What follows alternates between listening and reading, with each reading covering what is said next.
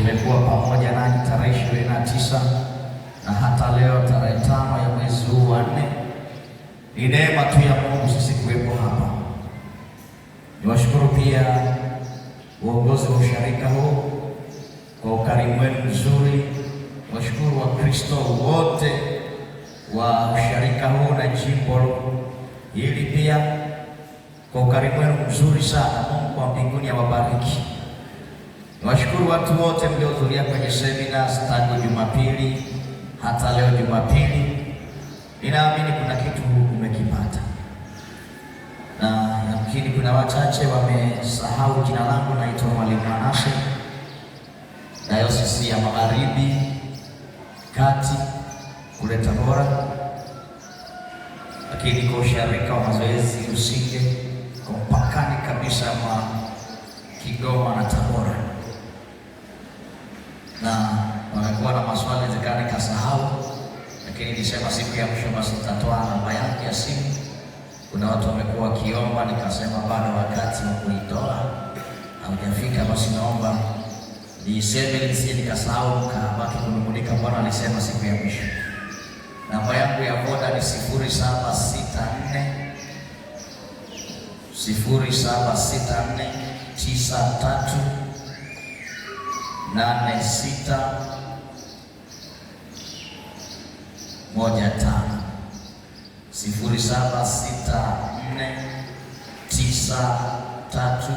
0764938615, na nyingine ya Airtel ni 0683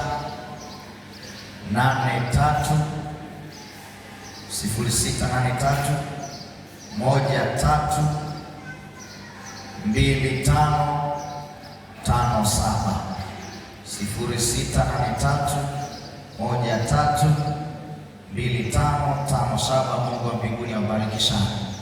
Baada ya kusema haya, siku ya leo tutakuwa na machache tu ya kusema, ya kufarijiana na kutiana moyo na kukumbushana, hasa kwa habari ya safari ya kwenda mbinguni. Yesu wetu amefufuka. Watu wa Mungu, Yesu amefufuka. Haleluya!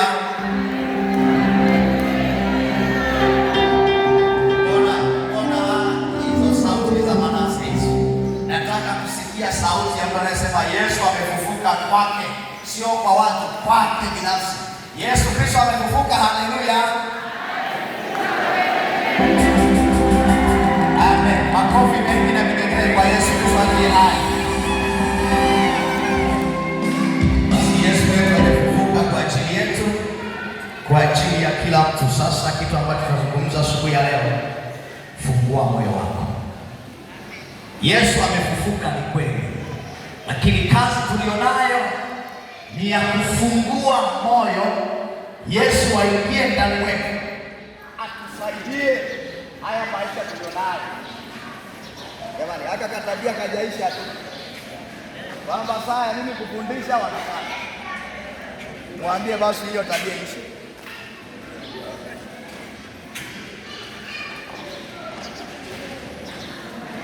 Watu wa Mungu, Yesu asifiwe. Amen. Tusome kitabu cha Ufunuo wa Yohana sura ya 3 mstari ule wa 20. Ufunuo wa Yohana sura ile ya 3 na ule mstari wa 20. Kitabu cha Ufunuo wa Yohana sura ya 3 mstari wa 20. Ninaomba nisome. Tazama, nasimama mlangoni nabisha. Mtu akisikia sauti yangu na kufungua mlango, nitaingia kwake, nami nitakula pamoja naye na yeye pamoja nami. Tarudia. Tazama, nasimama mlangoni nabisha. Mtu akisikia sauti yangu na kufungua mlango, nitaingia kwake, nami nitakula pamoja naye na yeye pamoja nami. Bwana asifiwe sana. Yesu amefufuka. Haleluya. Sasa huyu Yesu aliyefufuka anasema ni kweli amefufuka, lakini anasimama mlangoni. Mlango anaosimama wa kwangu na wa kwako ni upi? Yesu amesimama kwenye moyo, anasema anabisha hodi, yuko anapiga kelele, anasema kama kuna mtu mmoja ataisikia sauti yake alafu akachukua hatua ya kufungua mlango, ataingia kwake, alafu ataanza kushughulika na changamoto alizonazo za kiroho, ni za kiafya, ni za kiuchumi, ni za kielimu, ni za kwenye ndoa. Anasema yuko tayari kumsaidia changamoto alizonazo. Cha muhimu ni kuisikia sauti. Bwana asifiwe sana. Maana yake kama mtu akija nyumbani kwako ni mgeni, akawa anabisha hodi, wewe ukawa chumbani au uko sebuleni umefunga mlango, alafu akabisha hodi, maamuzi, unaweza kusikia sauti ukawa na maamuzi ya kusema karibu au kasema anayenisumbua saa hizi ni nani. Maamuzi yako kwako kusema msiitike. Bwana asifiwe sana. Sasa Yesu naye anasema hivi, mimi nasimama tu mlangoni, niko nabisha hodi. Anapiga kelele, anasema fungua basi moyo, fungua basi mlango. Anasema ukifungua tu naingia kwako. Alafu akiingia anasema nakula na wewe pamoja na yeye. Bwana asifiwe sana. Maana yake hata kama upo katikati ya magumu, hata kama upo katikati ya mawimbi, Yesu amefufuka ili akusaidie. Ajenda ya muhimu ni kufungua tu moyo wako, mwambie Yesu, njoo kwangu. Wengi wameisikia sauti ya Yesu lakini wamefunga mioyo, hawataki kufungua mioyo. Na Yesu hana lazima, halazimishi mtu. Anasema ni hiari, nimefungua tu, niko hapo mlangoni, ninabisha hodi. Maamuzi ni ya kwako, kufungua moyo akusaidie au kufunga tu. Kwa mfano, siku moja kuna kijana walikuwa wanacheza, watoto wakiwa wanacheza mahali, bahati nzuri au mbaya ilikuwa kuna karibia kadimbwi kamachi. Watoto wanacheza ile dimbwi, kumbe ilikuwa na kina kirefu. Mmoja akateleza akadumbukia kwenye maji. Alivyodumbukia kwenye maji, sasa ni watoto, hakuna wa kudumbukia kumwokoa mwenzake.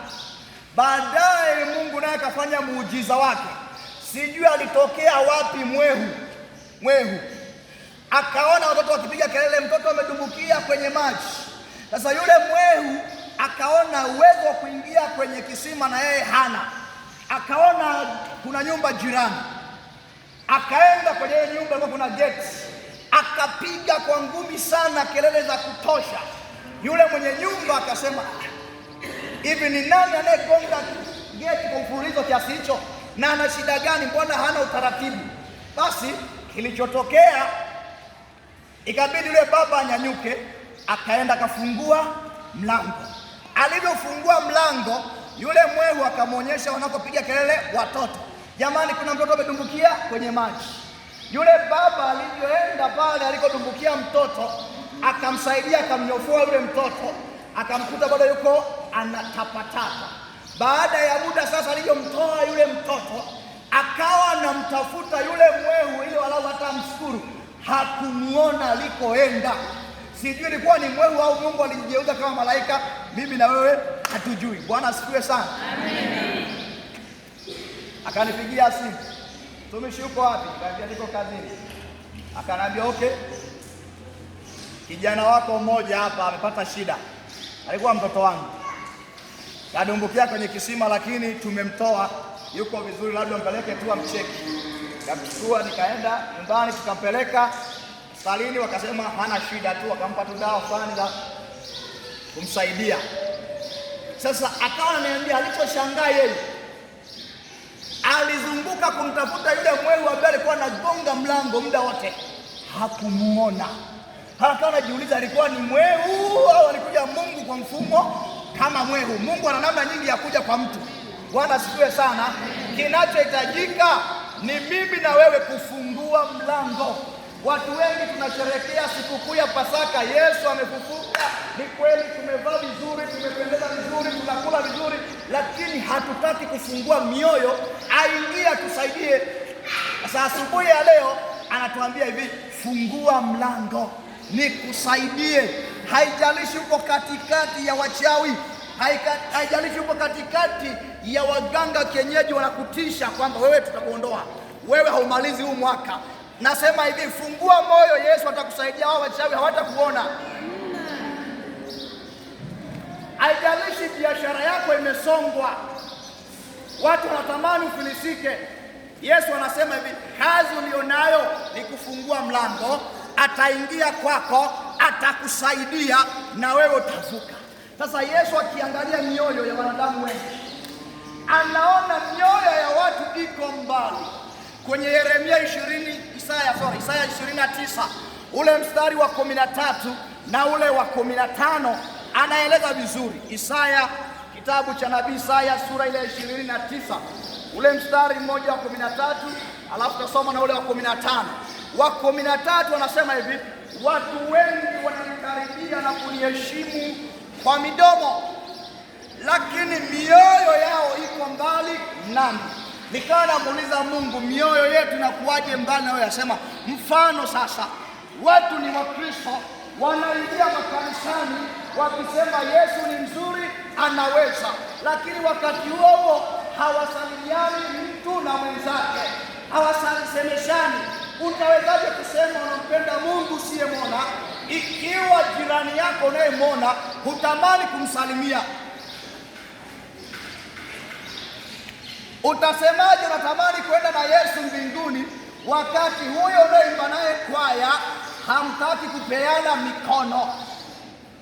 Wakati huyo mnaoishi naye ni jirani yako hamtaki kusalimiana, umetenda liki? Yesu wetu sio wa mipaka, anasema jamani, nabisha, fungua tu moyo. Kwa sababu gani? Unaposhindwa kufungua moyo, ukashindwa kumsalimia mtu, ukamchukia kiasi kikubwa, unazuia baraka zako. Kwa nini?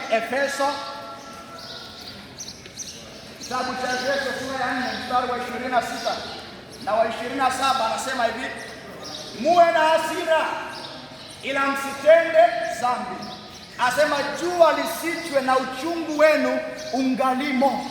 Maana yake kila mwanadamu ana hasira yake, lakini Biblia inatushauri kwamba hata kama una hasira, hata kama kuna rafiki yako amekukwaza, ni jirani, ni mme, ni mke, hakikisha kama amekukwaza asubuhi, kabla jua halijazama, muwe mmesameheana. Kwa nini? Usiposameheana ukakaa na huo uchungu mpaka asubuhi, Biblia inasema shetani anapata uhalali, anapata nafasi, anaanza kuleta, kama ni magonjwa anadumbukiza, kama ni vitu gani anaweka. Sio kila ugonjwa unahitajika kwenda kutibiwa hospitalini. Magonjwa mengine ni kusameheana, inaisha. Yesu asifiwe sana. Magonjwa mengine hahitajiki kwenda kusumbua madaktari. Nikupe ushuhuda huu. Nikawa namwombea mama mmoja kule Kigoma. Asha wamerudi.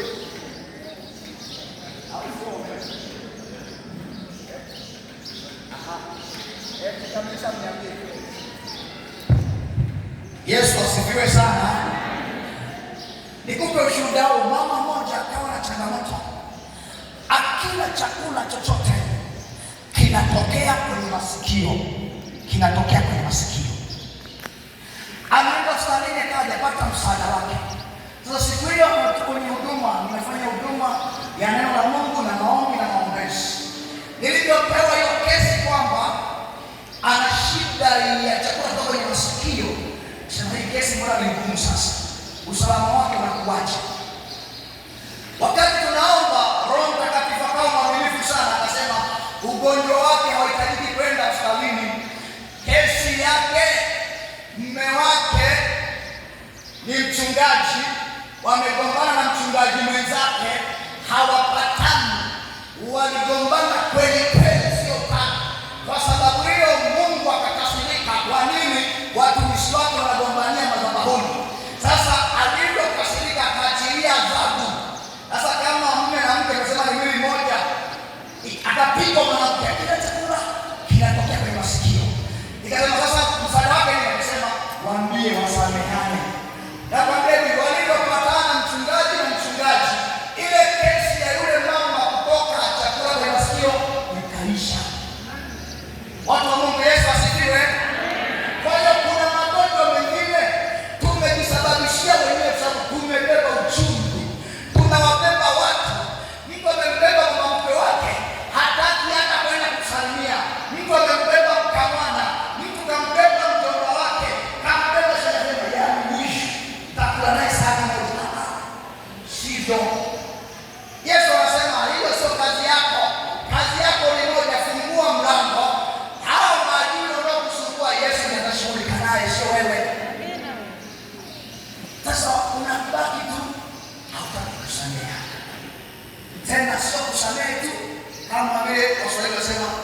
nimekusamehe lakini sitasahau.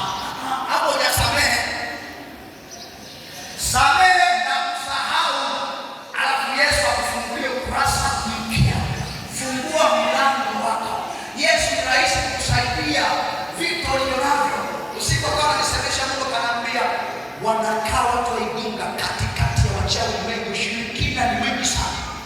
Ni mwingi sana. Mpaka imefika mahali wengine wamekata tamaa. Nimesema wewe mstari wa 13 kwenye Isaya ya kwamba watu wengi wanamheshimu Mungu kwa midomo, lakini Mungu akanaangalia sura ya mtu, haangalii mavazi ya mtu. Mungu huwa anasachi moyo. Kwa hiyo anatamani uone moyo wako umekaaje, una mahusiano mazuri kiasi gani. Ule wa 15 tunarudi kwenye Isaya 29, ule mstari wa 15 kwa anaambia watu wengi wanajaribu kumficha Bwana mashauri yao, lakini matendo yao wengi yamo gizani. Ndio Bwana aliwaambia wafungue mlango watoke gizani. Matendo yanakuja gizani. Ni Kristo hataki kuacha ushirikina. Asubuhi ni Kristo mzuri hivi kwenye ibada. Usiku kiingia naye ni mwenyeji kwa waganga kienyeji. Ni mhudhuriaji mzuri kweli kweli. Usimwone anapendeza tu hivi. Yesu anasema mbona mioyo sioni watu wengi mnayoona iko mbali? Kwani kuna wasiwasi gani? Mbona Yesu anaweza kukupa kama utajiri? Tena utajiri wenye heshima. Mithali 8 mstari wa 18. Mithali 8 mstari wa 18. Anasema utajiri na heshima ziko kwangu. Tena utajiri udumuo. Ni utajiri usio na masharti. Yesu anaweza kukupa utajiri mzuri wenye heshima usio na masharti. Kijana mmoja akaenda kwa mganga kienyeji, anataka awe tajiri. Mganga kienyeji akamwambia, sasa ukitaka uwe tajiri, kazi yako ni kusema, kazi yangu mimi ni bodaboda, nataka niwe na wateja wengi sana. Akaambiwa sawa. Sasa ikitokea umesikia haja kubwa, popote utakapokuwa, sitisha shughuli zako, rudi nyumbani kwako, nenda kajisaidie haja kubwa chumbani kwako, alafu kiache hicho kinyesi kikae siku nzima. Lengo tunataka nini? Ni utajiri wenye masharti. Sasa mke wake kaza, jamani, mimi nilishinda. Mtu anajisaidia asubuhi, kinaacho pale ana kufuniko kiko pale tu mpaka usiku ndio anaenda kumwaga. Ndio masharti. Sasa unashindwa kuingia chumbani, nyumba yote imeoza. Kisa mtafanya nini? Utajiri wenye masharti. Toka huko njoo kwa Yesu na utajiri wenye heshima. Ana utajiri wenye heshima ambao unahitaji kuchanjwa chale, ambao unahitaji kuvaa mairizi. Watu wanabeba mairizi wasitu, wanaambiwa hakikisha lala naye, hakikisha haigusi na maji. Hayo masharti yote ya nini? Wakati Yesu anasemaje? Yeremia 7 mstari wa 23. Anasema mtu akisikia sauti yangu akafungua mlango. Yesu anaeleza vizuri, anasema nitakuwa Mungu wake naye atakuwa mwanangu. Alafu asema nitampa kufanikiwa. Ngoja nisomee vizuri ile Yeremia. Yeremia sura ya 7 ule mstari wa 23. Lakini nawaamuru neno hili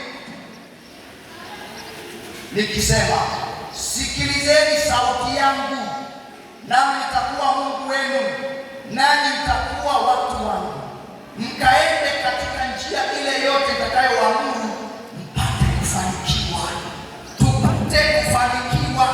Tukitaka kufanikiwa eneo lolote, tuenende kwenye sheria za Mungu, tufuate taratibu za Mungu.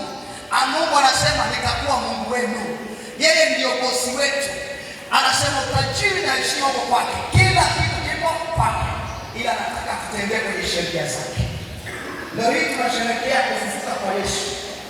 Ndio wengine wamepeana appointment bwana, leo uzizi na sangapi?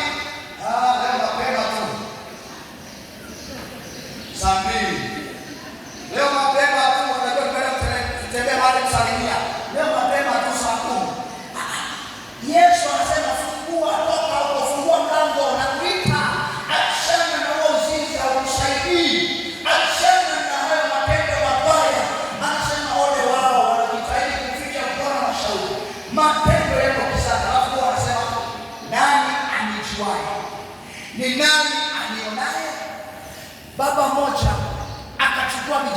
wanne. Akamwambia, wanangu, twendeni tukaibe, maisha ni magumu, twendeni tukaibe kwenye zizi fulani. Vijana wakaondoka. Alipofika pale, baba akawapanga vijana wake. Mmoja akamwambia elekea mashariki, mdogo mwingine akaambiwa magharibi, mwingine akaambiwa kusini, mwingine akaambiwa elekea kaskazini. Alafu kila mmoja ikitokea unaona kuna watu wanatokezea kule wanakuja, piga kelele tukimbie tusikamatwe. Mzee watu akaanza kufungua zizi la watu. Alipoanza kufungua, mtoto wake alielekea mashariki akaanza kupiga kelele, akasema baba, baba. Akamuuliza, kuna nini mwanangu? Kuna watu kukimbia? Sema mimi umenielekeza mashariki, mwingine kusini, mwingine magharibi, mwingine kaskazini. Swali langu kwako baba, ni nani uliyemwelekeza hapa juu atakayemzuia Mungu asituone? Hujasikia? Ni nani uliyomwelekeza hapa juu? Kuna pazia gani zito hapa ambalo kiliweka Mungu hataona kama tunaiba? Hebu muulize mzee, unahisi kuna pazia gani hapa? Hajakuelewa, mwambie Kiingereza. Kuna wakati nasema mambo yamekuwa magumu, ngoja niende kwa fulani wa waganga kienyeji. Hao wengine hawanijui, na kama nienda kule na wale wa kule hawajui kama mimi na sandals sana, kwa tasiri nipate sawa. Nenda huko Katavi, nenda huko Limanza, nenda Tanga, hasa tutakuona. Hakuna aliyekuona wale kujua, lakini fahamu kwamba yupo Yesu amekuona. Kwa nini umewacha? Sema ngoja tukazini kwa fulani huko wakijui, twende kwa fulani tukazini kwa wafahamu hizi Yesu wahudumu wakijui. Ni sawa, hawajui. Hilo usisahau kwamba hakuna pazia ulioweka hapa juu litakalomzuia Yesu asikuone. Utawaficha zao kabisa, utawaficha mchungaji wako, utawaficha rafiki zako na majirani zako, ila Mungu aliyekuumba huwezi kumficha lolote. Ni yeye ufungue mlango. Kama jenda ni kutafuta mume, mwambie Yesu, una story ya vijana wazuri sana, nipe wako. Kama wewe kijana au baba, jenda yako hujaona kutafuta mke, mwambie Yesu, najua una mama wazuri na wadada wazuri ambao unawaandaa kwa ajili yangu. Sio kila mtu ni kwa ajili yako. Mwambie na mwomba ni wako. Ni mwaminifu huyu Mungu anakupa. Kazi yako, fungua mlango. Inawezekana umeteseka sana muda mrefu na magonjwa, umezunguka huku na huku hujapata msaada. Fungua mlango. Yesu anasema nitawapa kufanikiwa. Ugonjwa utapona, shida itaondoka. Inawezekana umetaabika kwa sababu hujapata watoto muda mrefu, umepata uzuri, inabidi uanze kwenda mpaka kwa waganga wa kienyeji. Na jinsi nikwambia, wengine waganga wa kishenzi. Wanasema wa kishenzi, wakiona mtu ana changamoto ya uzazi, ambapo utapata watoto sasa inabidi uzini na nini kwanza. Sasa wao sio waganga wa kishenzi kabisa, wako wengi. Mimi ndio najua sababu naombea watu moja moja, tunapata jenda nyingi sana. Watu wanaenda kule wanachanjwa chawi mpaka kwenye kizazi chao. Unajua madhara ya kutenda chawi kwenye kizazi nini? Kizazi chako kinaunganishwa na uzimu. Maana yake hata kama utapata watoto wameunganishwa na ufalme wa giza. Ukiwaambia habari za Mungu wanaona kama vituko. Kwa nini? Kuna namna waliunganishwa. Mapema tu walitolewa kama sadaka. Bora uje kwa Yesu, waganga kaija kusaidia, wanakuharibia tu maisha kabisa. Mtu mmoja kaibiwa simu tu ya $200,000. Badala ya kusema kanunue nyingine, akasema nataka nimkomeshe aliyeiba. Akaenda kwa mganga wa kienyeji. Mganga akamwambia simu yako ni kweli imeibiwa,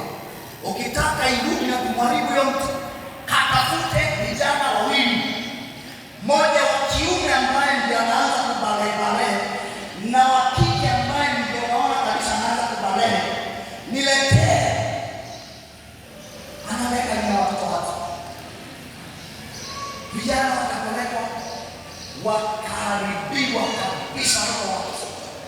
Binti yule kama mwombea mapepo yanasema au tulikabidhiwa na wazazi wake.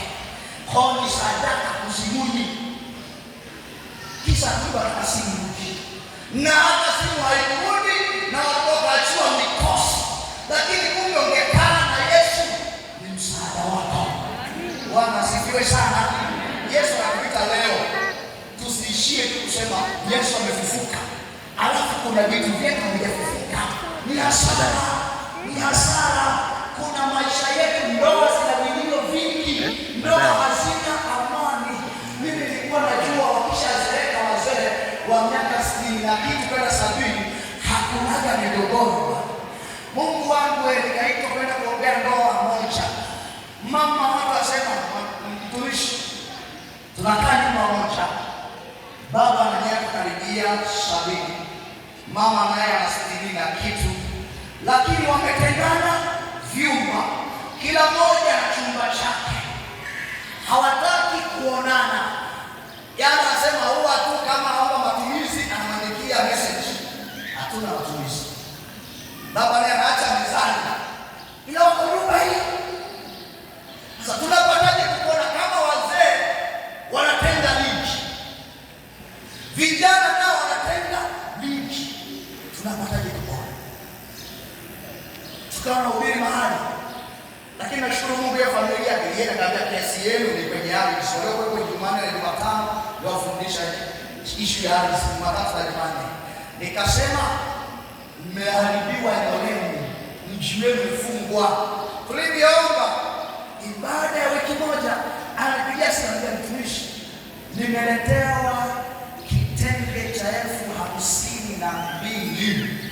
Bwana asifiwe sana. Hicho kitenge kaambia sasa hicho si mlango wa kurudi. Haijaisha wiki kanaambia tulisharudi. Bwana asifiwe sana. Yanayoshindikana kwa mwanadamu kwa Mungu yanawezekana.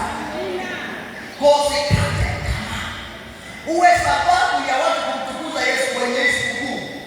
Wewe usiwe sababu ya watu kumtukana Yesu. Kwa mfano, umelewa, ujitambui. Ni Kristo mzuri. Jioni mwana unapiga chupa hapa. Alafu unabaki unajikojolea. Yesu wetu anatukana kwa sababu yako. Au wengine ndio unaenda kugombana, mnagombana, unasababisha Yesu anatukana. Baba mmoja akamwambia mzee okoka, Yesu ni mzuri. Akasema wewe kijana hata kudanganya, kuna uzuri gani kwa Yesu? Mimi na kuna zangu pombe sigombani na mtu. Alafu nyie kuna wanakwaya wanaimba, asema mwenyekiti wenu wa kwaya kila mara tunamfundisha kikao na mke wake. Sasa uzuri wa Yesu wako, kumbe sisi ni ushuhuda. Usiwe sababu ya Yesu kutukanwa, badala yake wewe uwe sababu ya Yesu wako kutukuzwa. Watu waikunga Yesu asifiwe. Yaani watu wamekuwa wakikuona hivi, wanasema huyu ni mwana wa Yesu. Hilo kanisa nilita hapo sasa na nini? Nikasani unatukuza Yesu. Lakini sasa ukikuta umevaa mafuta ya kahaba, nasema sasa hilo kanisa sio nasindikizana kwenda jehanamu tu. Labda kama ukigupa leo sikia maneno. Kuna makanisa wanaingia watu kanisani, wako nusu uchi, lakini hatana kanisani nataka sema kumficha Bwana. Wengine mtaani kwa sababu hivi ndio yule anayeingia pale, hivi ndio yule anayeingia kwenye maombi, hivi ndio yule anayesali naye. Ukimcheki hivi anakuwa sababu ya Yesu kutukana. Vaa vizuri, watu wameheshimu Yesu wako kutokana na wewe. Sasa umevaa vibaya, watu wanashindwa. Badala ya kusikia neno unakuwa unaangalia dada fulani amevaa kimini, ameshinda na kukaa vizuri. Yeye anakuwa akili ni hana. Kila saa anaangalia huyu. Badala ya kusikiliza Yesu anasema nini? Kwa nini uwe sababu ya watu wengine kuvurugiwa? Jitahidi kuwa sababu ya wengine kumwona Yesu. Watu waiunga Yesu asifiwe. Ukifungua moyo, Yesu ataingia. Unajua anakufundisha na namna ya kuvaa. Atakufundisha na namna ya kutembea.